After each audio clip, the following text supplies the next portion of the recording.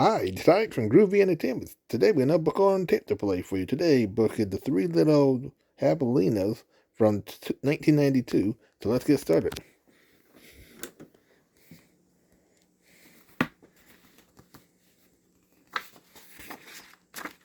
The name of this book is The Three Little Javelinas.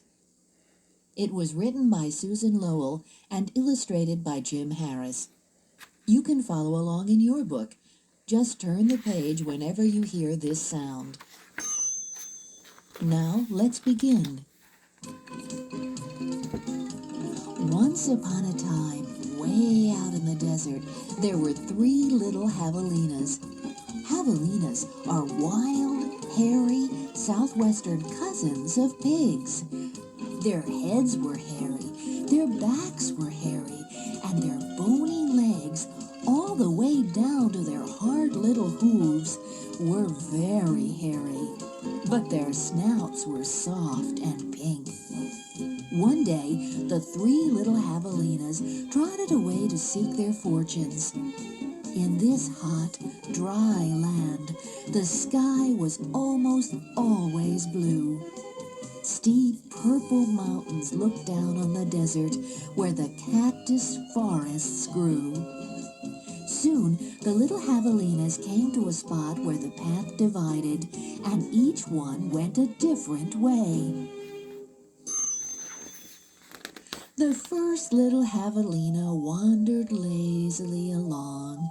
He didn't see a dust storm whirling across the desert until it caught him.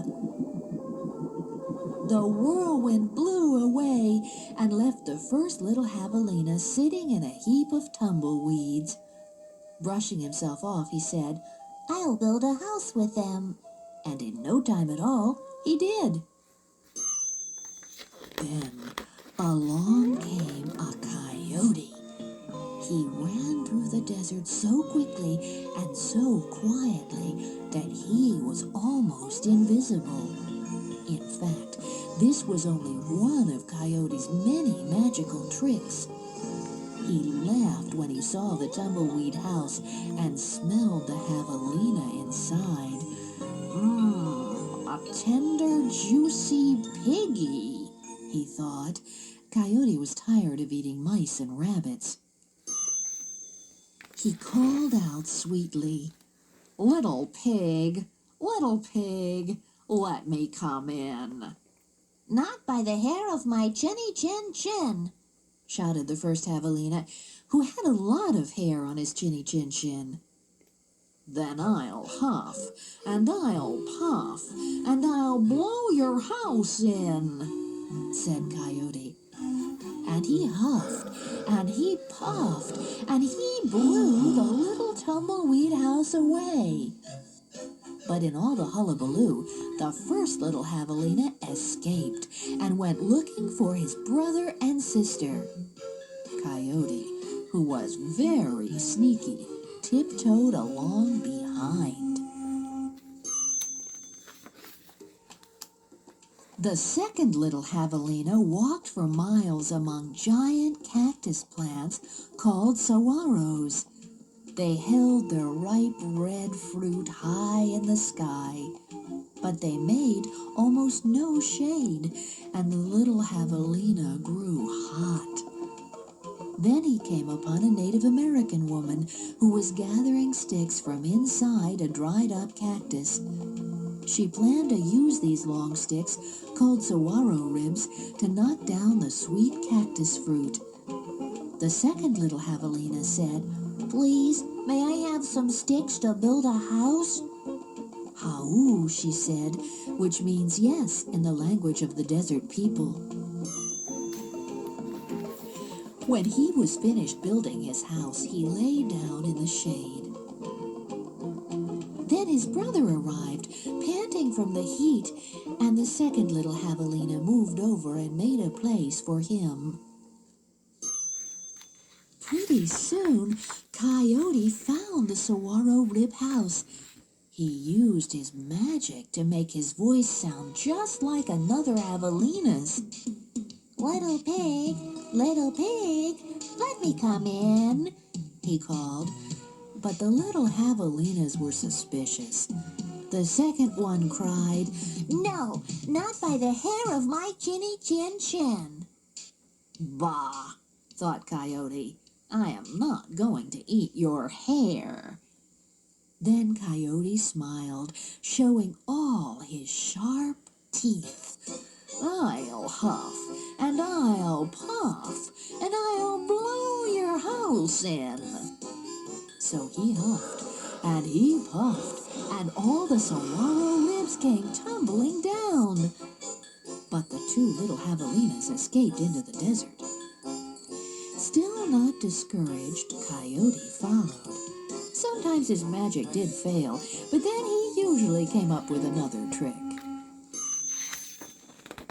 The third little javelina trotted through beautiful Palo Verde trees with green trunks and yellow flowers. She saw a snake sliding by, smooth as oil. A hawk floated round and round above her. Then she came to a place where a man was making adobe bricks from mud and straw. The bricks lay on the ground, baking in the hot sun.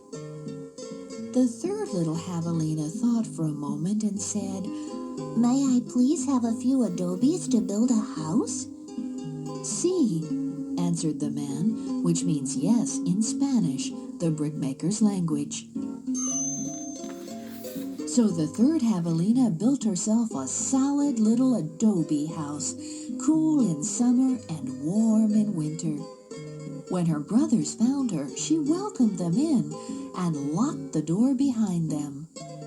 Coyote followed their trail. "Little pig, let me come in," he called. The three little javelinas looked out the window. This time, Coyote pretended to be very old and weak, with no teeth and a sore paw. But they were not fooled.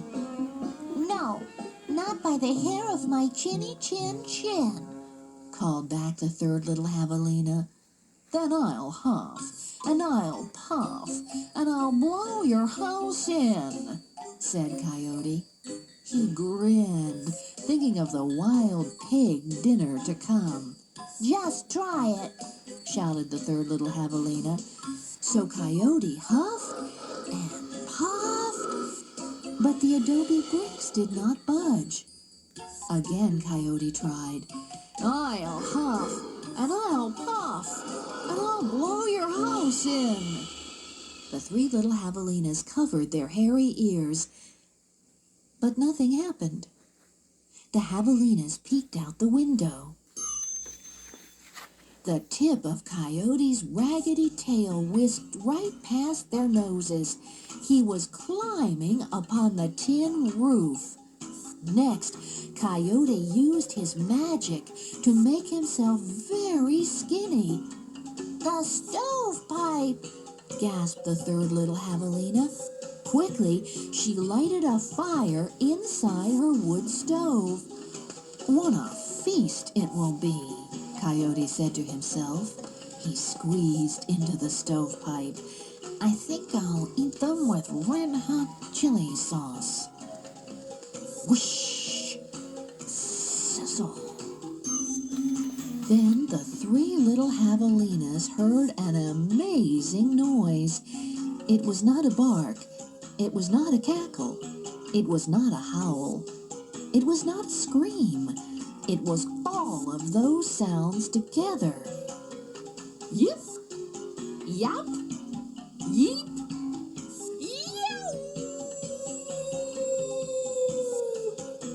Away ran a puff of smoke shaped like a coyote. The three little javelinas lived happily ever after in the adobe house. And if you ever hear Coyote's voice way out in the desert at night, well, you know what he's remembering.